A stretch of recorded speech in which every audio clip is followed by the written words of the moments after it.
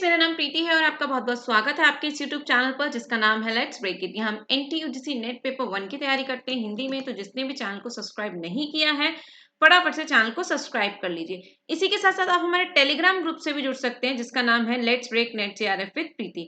यहाँ पर जुड़ना इसलिए जरूरी है बिकॉज यहाँ पर जो आपको रेगुलर क्लासेस होती है आपकी, उसकी पीडीएफ, उसके नोट्स जो है वो सब आपको यहीं पर इसी जो है चैनल पर प्रोवाइड कराए जाते हैं, यानी कि इसी ग्रुप पर जो टेलीग्राम ग्रुप है आपका, यहीं पर जो है प्रोवाइड कराए जाते हैं। तो फटाफट से जो है ज्वाइन कर लीजिए और साथ ही साथ जो आज चैनल पर नए हैं, जो पहली बार वीडियो देख रहे हैं, वो जो है फटाफट से सब्सक्राइब कर लीजिए। नीचे रेड कलर का सब्सक्राइब ऑप्शन दिख रहा होगा आपको, वहां जाइए, उसको प्रेस कीजिए, साथ ही साथ बेल आइकन को भी प्रेस कीजिए जिससे कि आपके पास जो है क्लास का नोटिफिकेशन पहुंच सके। अब सब्सक्राइब करना क्यों जरूरी है तो वो मैं बता दूं आपको कि यहाँ पर जो है हम पेपर 1 के साथ साथ पेपर 1 जो है वो तो हिंदी में करते ही हैं, उसके नोट्स जो भी आपको प्रोवाइड कराए जाते हैं फ्री ऑफ कॉस्ट, जिसका कोई चार्जेस नहीं है।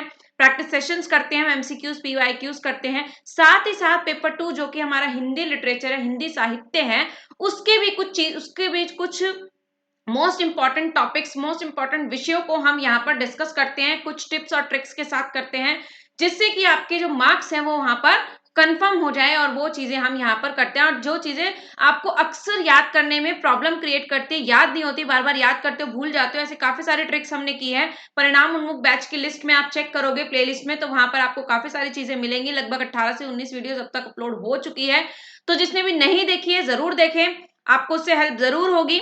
ठीक है, उसी के साथ साथ पेपर 1 की जो तैयारी करना चाहते हैं हिंदी में, वो लोग भी जो है हम रिसर्च एप्टीट्यूड कराए हैं, उसके अलावा आईसीटी कम्युनिकेशन पीडी अभी हमारा चल रहा है, टीचिंग एप्टीट्यूड की भी हमने 2 क्लासेस की हैं। तो वहां पर भी जो है जाकर आप, ये पॉकेट कोर्स के थ्रू किया है हमने, तो वहां पर भी आप ये देख सकते हैं। और एक डेमो क्लास जरूर लें, जो लोग चैनल पर नए हैं, पहली बार जुड़ रहे हैं, तो फटाफट से जो है एक बारी आफ्टर दिस क्लास जरूर देखें, और अगर अच्छा लगता है तो जो है चैनल को सब्सक्राइब करें और आगे भी इसको कंटिन्यू करें ताकि आपकी कुछ हेल्प हो सके। आज का क्या टॉपिक है हमारा भाई? आज हम हिंदी साहित्य का इतिहास, आचार्य रामचंद्र शुक्ल, दी आचार्य रामचंद्र शुक्ल कहना चाहिए, ये जो है हमारे साहित्य के एक तरीके से मतलब नेट के अंतर्गत या फिर और अन्य किसी भी एग्जाम में, डीएसएसबी में, पीजीटी लेवल पर, एनवीएस वगैरह कहीं पर भी जो है इनसे जो है क्वेश्चंस काफी सारे बन जाते हैं। तो यहाँ पर इन्हें देखना जो है बहुत ज्यादा जरूरी है, और इनसे बिल्कुल डायरेक्ट क्वेश्चन जो है बनते हैं, बिल्कुल एकदम डायरेक्ट क्वेश्चंस बन जाते हैं। ठीक है, तो यहाँ पर लेकिन उससे भी ज्यादा इंपॉर्टेंट चीज है कि इनके जो है ना क्या है, प्रकरण से भी क्वेश्चन पूछ लेता है। तो आज हम इसके प्रकरण डिस्कस करेंगे कि किस तरीके से आचार्य रामचंद्र शुक्ल जी ने अपनी हिंदी साहित्य के इतिहास की अच्छा, मैं बुक भी दिखा देती हूँ आपको। ठीक है ना, ये है हिंदी साहित्य का इतिहास, आचार्य रामचंद्र शुक्ल, दिख रहा होगा आपको, क्लियर है?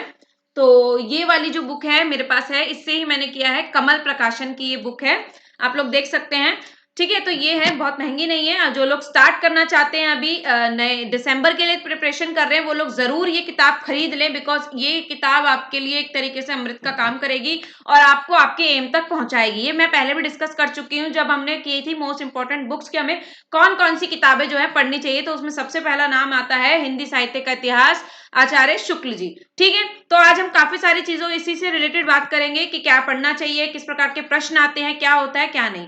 ठीक है, तो चलते हैं वीडियो को जो है आगे कंटिन्यू करते हैं। और जिसने भी जो है चैनल को सब्सक्राइब नहीं किया है वो फटाफट से कर लीजिए, और एक काम और कर लेना है आपको, जो मैं बोलती हूँ आपको क्या करना है, वीडियो को शेयर कर देना है। वीडियो अच्छी लगती है तो उसे शेयर कीजिए, ठीक है ना, लाइक कीजिए, और साथ ही साथ सब्सक्राइब भी कीजिए भाई। ठीक है ना, चलिए बढ़ते हैं आचार्य शुक्ल की बुक की तरफ। तो ये है आपकी बुक, यहाँ पर मैंने इनको प्रकरण में इस तरीके से लिख दिया है कि आपको याद हो जाए, क्योंकि इनके डीप क्वेश्चंस ही नहीं आते हैं, बुक के अंदर के क्वेश्चंस नहीं आते हैं, ये भी पूछ लिया जाता है कि चैप्टराइजेशन किस प्रकार किया है शुक्ल जी ने। ठीक है, तो इसीलिए इस पर ध्यान देना भी जरूरी है, और ये भी याद कर लेना जरूरी है। अभी क्लास में आपको मैं याद करा दूंगी, ठीक है ना, टेंशन लेने की जरूरत नहीं है, हम लोग क्लास में ही याद कर लेते हैं, यही मेरा फंडा है, यही मेरा तरीका है कि जो है क्लास के अंतर्गत ही हम लोग क्या कर लेते हैं, याद कर लेते हैं, काफी सारी चीजों को समझ लेते हैं, पढ़ लेते हैं। ठीक है, तो चलिए बढ़ते हैं आगे और इसको देख लेते हैं। सबसे पहला काम क्या करना है आपको, प्रकरण पे आने से पहले, सबसे पहले यहाँ पर जो है आपको ये चीज जरूर देख लेनी है। देखिए, प्रथम संस्करण का वक्तव्य, ये जो स्टार्टिंग दिया है ना, आपको ये भी पढ़ लेना है।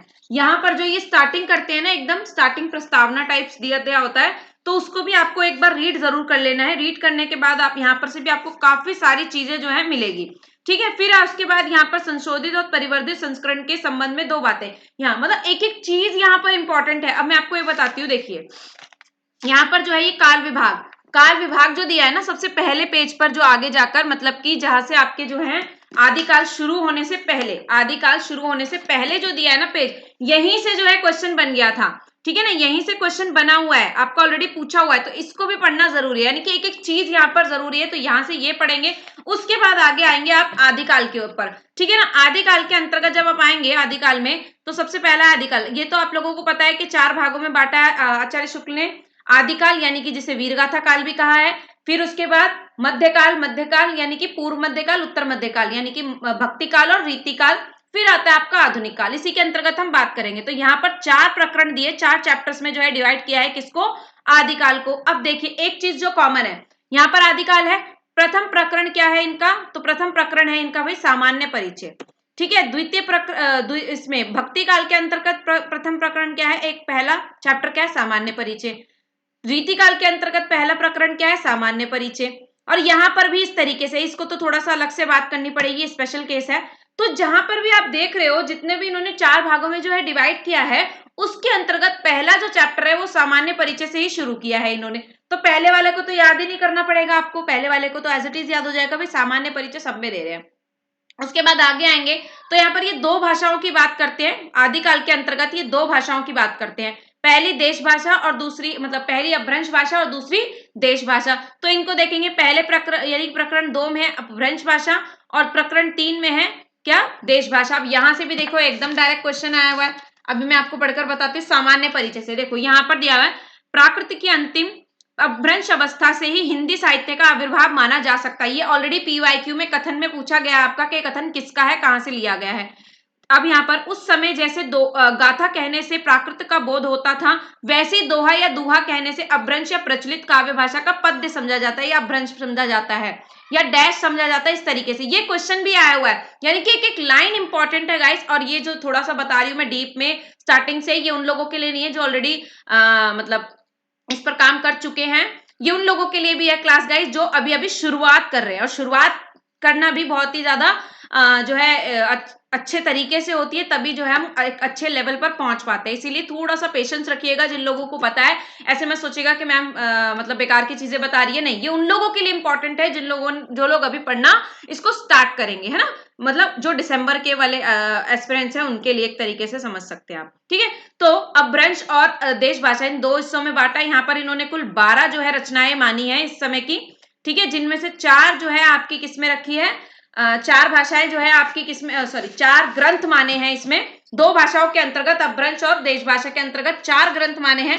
और उन 4 ग्रंथों को जो है ना इन्होंने कैसे रखा है, तो उन 4 ग्रंथों को इसी तरीके से बांटा है इन्होंने कि पहली 4 जो है अपभ्रंश के हैं, यानी 12 का अगर हम डिवाइड करें तो 12 को 2 हिस्सों में बांटे तो अपभ्रंश में 4 हैं और देश भाषा में 8 है। इस तरीके से ये बार बार पूछा जाता है, रिपीटेडली पूछा जाता है पीवाईक्यू ये आपका कि कितनी है।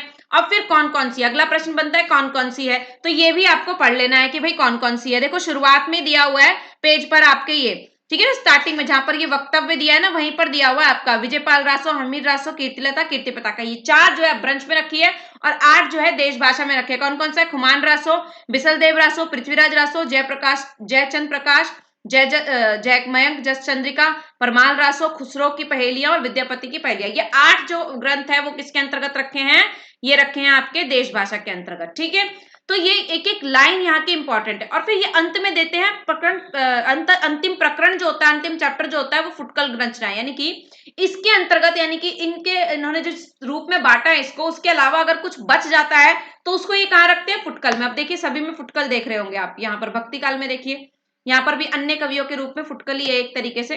ठीक है, जो बच गए हैं। तो आदिकाल में हमने क्या पढ़ा, पहला चैप्टर क्या है, प्रकरण 1 क्या है, सामान्य परिचय। प्रकरण 2 और 3 क्या है, अपभ्रंश पहले आई है, अपभ्रंश को पहले याद रखेंगे, फिर देश भाषा आई, फिर फुटकल। ठीक है, 4 है।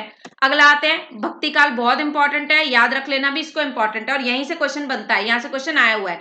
प्रकरण 1 सामान्य परिचय, वही ये तो भूलेंगे नहीं आप। अब जब भी हम पहले पढ़ने जाते हैं, भक्ति काल आपने पढ़ा होगा, तो हमेशा निर्गुण को पहले पढ़ेंगे और सगुण को बाद में। ठीक है ना, निर्गुण पहले है और सगुण को बाद में पढ़ते हैं हम हमेशा, उसी तरीके से इनके अकॉर्डिंग ही पढ़ रहे हैं ऐसा, और ठीक है ना। तो निर्गुण धारा पहले आई, निर्गुण धारा में भी ज्ञानाश्री शाखा पहले यानी कि संत काव्य, ठीक है ना, संत कवि, और प्रेमाश्री उसके बाद, ठीक है ना, कबीर, ये सब पहले है ना, कबीर क्या नाम है, गुरु नानक जी, दादू दयाल, ये सब तो ये ज्ञानाश्री में आते, तो प्रकरण 2 हो गया। अब ये अलग से ये प्रकरण 2 नहीं है, निर्गुण धारा प्रकरण 2 नहीं है, निर्गुण धारा हेडिंग है, ठीक है, निर्गुण धारा हेडिंग है। पूछता आपसे यही है, आपको यही ऑप्शन में दिखेगा। प्रकरण 2 जो है ये 2 हिस्सों में बटी हुई है निर्गुण धारा, ठीक है ना, किसमें, प्रकरण 2 और प्रकरण 3, 2 चैप्टर्स आते हैं निर्गुण धारा में, ज्ञानाश्री और प्रेमाश्री। इसी तरीके से सीक्वेंस में चलते हैं, सामान्य परिचय आया, निर्गुण आया, निर्गुण में 2, पहले ज्ञान लेंगे। देखो बच्चा जब बड़ा होता है, इस वक्त पे आप जैसे अभी बड़े हो रहे हैं, ठीक है ना, हम क्लास स्कूल में जाते हैं, ज्ञान ग्रहण करते हैं, बड़े होते हैं, फिर प्रेम करते हैं ना, फिर शादी होती है, फिर प्रेम करते हैं, वट ये सब चीजें मतलब इससे आसानी से समझेंगे, बहुत ही टिपिकल सा मैं बोल रही हूँ एग्जाम्पल, लेकिन इससे आपको समझ में आएगा, ऐसे एग्जाम्पल से हमें समझ में आता है, याद रह जाता है, ठीक है। तो पहले हम ज्ञान ग्रहण करेंगे, ज्ञानाश्री शाखा, उसके बाद प्रेम करेंगे, ठीक है, प्रेमाश्री शाखा, फिर सगुण पे आएंगे, सगुण धारा अगली है, प्रकरण 4 और 5, ये भी 2 हिस्सों में बटी हुई है, प्रकरण 4 और 5, हमेशा पहले राम काव्य को पढ़ते हैं, फिर आता है कृष्ण काव्य, ठीक है। तो पहला राम भक्ति काव्य या राम जो है शाखा, या फिर और फिर कृष्ण भक्ति शाखा। अब याद रह जाएगा, सामान्य परिचय, निर्गुण और सगुण, निर्गुण और सगुण के अंतर्गत क्या क्या आ गया आपका, तो निर्गुण के अंतर्गत आपका है, पहले हमने ज्ञान लिया, ज्ञान लेने के बाद जब हम बड़े हुए तो फिर हमने प्रेम किया, राम काव्य पहले आया सगुण में और फिर कृष्ण आए, ठीक है ना। उसके बाद आते हैं आपका प्रकरण 6 फुटकल, इजी, ठीक है ना, फुटकल आ गया, इसके बाद फुटकल रचनाएं, जो बची हुई रचना है वो यहाँ। अब आते हैं प्रकरण सॉरी इनके तीसरे जो है खंड पर, यानी कि 4 हिस्सों में बांटा ना, तीसरे भाग पर आते हैं, जो कि है रीतिकाल, आदि हो गया, भक्ति हो गया, अगला है रीतिकाल, ठीक है। इसको सिर्फ 3 ही हिस्सों में बांटा इन्होंने, ठीक है ना, 3 ही प्रकरण है, पहला तो वही सामान्य परिचय आ गया आपका, ठीक है ना, पहला क्या है, सामान्य परिचय आ गया। उसके बाद क्या है आपका अगला, तो प्रकरण 2 में है आपका रीति ग्रंथकार कवि, जिन्होंने रीति ग्रंथ लिखे हैं वो कवि यहाँ पर रखे, और ये काफी लंबा चौड़ा है, ये बहुत ज्यादा दिया हुआ है इसके अंतर्गत, लगभग समझ के चलिए आप बहुत सारे पेजेस में दिया हुआ है, मतलब लगभग 52-53 इस तरीके से, मैं एक मिनट देख के बताती हूँ आपको, हाँ एक सेकेंड, ये काफी लंबा है, लगेगा आपको कि बहुत बड़ा है, इतना लंबा चौड़ा हम कैसे याद करें, तो यहाँ पर चिंता वाली कोई बात नहीं है, इतना सारा नहीं आपको पढ़ना है, इसमें से मेन मुख्य कवि आपको याद करने हैं, जो कि बहुत ही इंपॉर्टेंट देखे जाते हैं, जिनका रिपीटेडली आता है नाम, और ये आप किससे, पांडे से हेल्प ले सकते हैं, जहां पर आपको नाम दिखेंगे वो वाले, ये कम से कम देखो 57 मतलब 57 जो है कवियों की बात की है इसके अंतर्गत, इन्होंने कितने, 57 कवियों की। तो क्या 57 के 57 इंपॉर्टेंट है भाई, देख के डरना नहीं है पहली बात तो, ठीक है ना, 57 के 57 बिल्कुल भी इंपॉर्टेंट नहीं है, सारे के सारे आपको नहीं पढ़ने, अगर आप कहेंगे कि रीतिकाल के इंपॉर्टेंट कवियों को टिक करा दिया जाए तो वो भी करा दिया जाएगा, ठीक है। उसके बाद इसके अंतर्गत इन्होंने बात की है 46 यानी कि 46 कवियों की, तो क्या ये सारे तो टोटल मिला के कितने हो गए भाई, कुल मिलाकर कितने हो गए, काउंट करिए जरा, 7 6 13 और ये 10, एक इधर गया ना ऊपर हासिल, तो ये 103, क्या 103 कवि पढ़ने हैं हमें, नहीं भाई, 103 कवि नहीं पढ़ने हैं हमें, तो ये सारे इंपॉर्टेंट नहीं है, इनमें से वही इंपॉर्टेंट है जो आपको जो है रिपीटेडली देखने को मिलते हैं, जिनसे क्वेश्चंस आते हैं, ठीक है। जैसा कि अभी रीतिकाल का लास्ट क्लास में हमने देखा था, कवियों के क्रम पढ़े थे, तो वही कवि मेन इंपॉर्टेंट होते हैं जो हमने वहां पर देखा, रीति सिद्ध, रीतिबद्ध, रीति सिद्ध और रीति मुक्त में, ठीक है, मेन वही कवि है, एक आधा इधर उधर से पूछता तो एक आधा वो जो है वो करना आपको, ठीक है। फिर आ गया रीतिकाल के अन्य कवि, यानी कि यहाँ पर जो 57 में बच गए, ये बहुत ही बड़ा लगता है पर इतना बड़ा होता नहीं है, याद इतना लंबा चौड़ा नहीं करना होता, तो जो बच गए कवि वो इन्होंने यहाँ पे रखे, जिनको ये ग्रंथकार नहीं मानते, अन्य कवियों में अंतर्गत रखते हैं, वो यहाँ पर इन्होंने प्रकरण 3 में रखे, तो 3 ही प्रकरण है रीतिकाल के अंतर्गत, कौन कौन सा, पहला आ गया सामान्य परिचय, रीति ग्रंथकार कवि, तीसरा है अन्य कवि, यानी फुटकल की जगह यहाँ पर अन्य कवियों को रखा है इन्होंने। अब आ जाइए चौथा, जो कि है आपका क्या, आधुनिक काल, द मोस्ट इंपॉर्टेंट, यहाँ पर ये समझना बहुत डिफिकल्ट हो जाता है कई बारी, क्यों होता है, क्योंकि देखिए पहली चीज क्या है समझिए इसको थोड़ा सा समझ लेते हैं कि क्यों डिफिकल्ट है। देखिए 2-3 मिनट यहाँ पर एक्स्ट्रा वीडियो चल सकता है आपका, थोड़ा सा एक्स्ट्रा जा सकता है, लेकिन इसको समझ लीजिए क्योंकि यहाँ पर आपको डिफिकल्टी आती होगी, 101% में श्योर हूं कि यहाँ पर सभी लोग कंफ्यूज होते हैं कि भैया इसको कैसे पढ़ें, है ना। अब देखिए पहली चीज तो क्या है कि यहाँ पर आधुनिक काल को पढ़ना क्यों डिफिकल्ट होता है, तो आधुनिक काल को पढ़ना इसलिए डिफिकल्ट होता है क्योंकि हम पहले आदि भक्ति रीति पढ़ पढ़ के आते आते आते आते इतना थक जाते हैं कि आधुनिक तक आते आते हमें बोरिंग लगने लगता है। पहली चीज होता है कि नहीं होता है? कमेंट के थ्रू जल्दी बताइए। लाइव चैट में आप सब जुड़े रहते हैं लेकिन कोई लाइव चैट करता नहीं है। भाई क्यों नहीं करते हैं? आप लोग जवाब दीजिएगा ना। मतलब मान लीजिए कि लाइव ऐसे मतलब जर्नली मैं आपको वीडियो में जवाब नहीं दे सकती, लेकिन मैंने आपको कहा है कि मैं आपके साथ जुड़ी हुई रहती हूँ। कोई क्वेश्चन, कोई क्वेरी, कोई चीज होती है, कोई डिस्कशन होता है तो वहां पर हम चैट के थ्रू कर सकते हैं। और एक चीज मैं बोलूंगी कि आप लोग कमेंट किया करिए। भाई कमेंट क्यों नहीं करते हैं? अगर आपको वीडियो अच्छी लगती, समझ में आता है या कुछ और चीजें हैं जो आपको करनी चाहिए और तो आप उसके लिए कमेंट कीजिए, ठीक है। और वीडियो अच्छी लगती है तो वीडियो को लाइक कीजिए। आई नो कि आप परिणाम उन्मुख बैच को काफी जो है प्यार दे रहे हैं, समझ में आ रहा है और अच्छा है, मुझे बहुत अच्छा लग रहा है, इसलिए मेहनत करने का मन भी कर रहा है। तो इसी तरीके से आप लोग थोड़ा सा और जो है एफर्ट कीजिए, इसको शेयर कीजिए, बाकी लोगों तक पहुंचे। अगर आपकी हेल्प हो रही है तो जाहिर सी बात है कि किसी दूसरे बच्चे की भी हेल्प इससे जरूर होगी। कोई दूसरा साथी होगा, हमारा दोस्त होगा, उसको भी इसकी जरूरत होगी, ठीक है। तो क्या करना है, जो लोग अभी जुड़े हैं एक बार फिर से बता दूं, रेड कलर का सब्सक्राइब ऑप्शन दिख रहा है, फटाफट से सब्सक्राइब कर लीजिए। और शेयर जिसने नहीं किया है वो फटाफट से अभी के अभी एक शेयर जरूर करिए गाइस, बिकॉज ये जरूरी है। और आप जानते हैं कि हमें बहुत जल्द ही लाइव क्लास करनी है और कुछ रूल्स हैं यूट्यूब के जिसे हमें फॉलो करना होगा, और वो रूल्स जब तक पूरे नहीं होंगे, यानी कि एक डेडलाइन होती है वो कंप्लीट नहीं होगी, सब्सक्राइबर्स उतने नहीं होंगे, तब तक ऐसा होना नहीं है। तो क्या करना है आपको, शेयर ज्यादा से ज्यादा करना है। और टेलीग्राम ग्रुप से क्यों नहीं जुड़ते हैं आप लोग, जुड़िए, वहां पर भी कुछ अच्छा करें हम लोग। अभी तक मुझे वहां पर 100 का एक नंबर कंप्लीट नहीं दिखा है, तो उस चीज को जो है आप समझिए कि वहां पर अगर आप जुड़ेंगे तो चीजें और बेनिफिशियल होगी आपके लिए, ठीक है। चलिए तो वापस आ जाते हैं इस पर अपने वीडियो पर, ठीक है। पहली चीज तो ये बोरिंग हो जाता है तब तक, तो आपको क्या करना है, बोरिंग की जो है वो ना हो उसके लिए क्या करना है, तो उसके लिए क्या करना है कि एक बार आपने ऐसे ही पढ़ लिया आदिकाल, क्योंकि पहले आदिकाल सीधा आधुनिक पढ़ेंगे तो समझ में भी नहीं आएगा, तो पहले आदिकाल भक्तिकाल इस तरीके से ही पढ़ा, लेकिन उसको थोड़ा पेशेंस बना के रखिए, पेशेंस रखिए, ठीक है ना। आराम से पढ़िए, समझ में आएगा। और अभी थोड़ा सा हम इस पर डिस्कशन करेंगे तो और समझ में आ जाएगा। क्या कर लेना है आपको, तो यहां पर आपको एक चीज ये कर लेनी है कि भाई पेशेंसली पहले आराम से पढ़ लेना, आराम से पढ़ना है, कोई जल्दीबाजी नहीं मचानी है। दूसरी बार जब आपकी रिवीजन करेंगे ना, तब बिल्कुल भी आदिकाल से शुरू ना करें, आधुनिक काल से शुरू करें, क्योंकि तब आप जो है, क्योंकि ज्यादातर क्वेश्चन भी आधुनिक काल से पूछे जाते हैं। आदिकाल तो सीमित है लेकिन आधुनिक काल बहुत ब्रॉड है, तो इसीलिए आदिकाल भक्तिकाल रीतिकाल ये सब चीजें उतनी है उतनी ही रह जाएंगी, लेकिन आधुनिक काल जो है वो जुड़ता जाता है, बढ़ता जाता है, जुड़ता जाता है, बढ़ता जाता है, और काफी ब्रॉड भी है। तो इसलिए जब भी रिवीजन करें, आप जब भी क्या करें, रिवीजन कर लगाएं, जब आप इसका दूसरी बार पढ़े इस किताब को, तो क्या कर लें भाई, पीछे से शुरू करें, ठीक है ना, आधुनिक से शुरू करें, आधुनिक से शुरू करें इसको, ठीक है। पहली चीज तो आपको ये फॉलो कर लेनी है। दूसरा चीज क्या कर लेना है भाई, क्या पढ़ना कैसे। अब इसके अंतर्गत ना आधुनिक काल को दो हिस्सों में इन्होंने बांट कर देखा है, एक तो गद्य खंड, एक काव्य खंड, दो हिस्सों में, जैसा कि हम पढ़ते ही हैं, ठीक है ना। गद्य खंड, आधुनिक काल में दो भाषाएं जो है, सॉरी, आधुनिक काल में दोनों चीजें, गद्य और काव्य दोनों का ही बहुत अच्छे से विकास हुआ था। देखिए भारतेंदु युग को जब हम पढ़ते हैं तो सबसे पहले गद्य की भाषा बदली थी, जो कि ब्रज से क्या हुई थी, जो है आपके खड़ी बोली हुई थी। फिर द्विवेदी युग में आकर हमारी जो है दूसरी दोनों गद्य और पद्य दोनों की भाषाएं बदल गई थी, और द्विवेदी जी ने पद्य की भाषा को भी क्या बना दिया था, खड़ी बोली। इसीलिए यहाँ पर एक बड़ा ड्रास्टिक चेंज है, इसलिए गद्य और पद्य खंड को इन्होंने अलग अलग रख के समझा है। अब देख लेते हैं जरा इसके ऊपर थोड़ी चर्चा कर लेते हैं भाई क्या है, ठीक है, क्योंकि इसको करना बहुत ज्यादा जरूरी है। पहले सबसे पहले आप गद्य वाला हिस्सा खत्म करिए। देखिए सबसे पहले सॉरी, यहाँ पर सबसे पहले दिया है प्रकरण एक, आधुनिक काल शुरू हो गया है, संवत जो है दिया है इन्होंने, गद्य खंड पहला है, तो सामान्य परिचय दिया है पहले में, ठीक है ना। सामान्य परिचय जैसे कि हर बार ये शुरू करते हैं, यहाँ पर भी ऐसे शुरू किया है,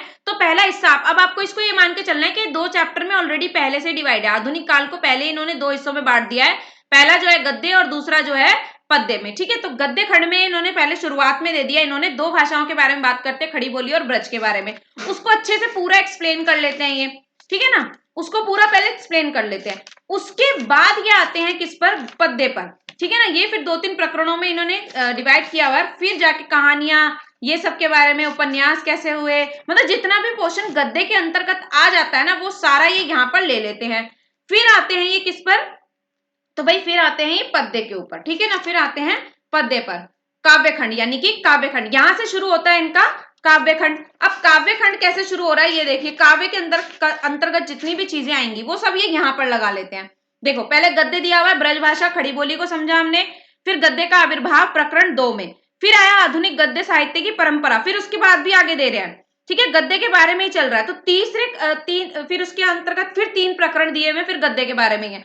फिर आधुनिक काल के अंतर्गत ये दोबारा से जो है काव्य खंड, यानी कि काव्य खंड को जो है ले लेते हैं और काव्य खंड के अंतर्गत फिर प्रकरण 1, 2 यानी पुरानी धारा मतलब कि जब ब्रज में लिखा जा रहा था। नई धारा यानी कि जब वो चेंज हुआ और किस में आया, जो है खड़ी बोली में आया। फिर प्रकरण 3 में नई धारा दी है इन्होंने फिर नई धारा दोबारा काव्य खंड में। तो इस तरीके से कैसे कैसे चेंजेस आए उसके अकॉर्डिंग इन्होंने यहाँ पर जो है बांटा है। तो यहाँ पर कंफ्यूज नहीं होना है आपको, पहले गद्य को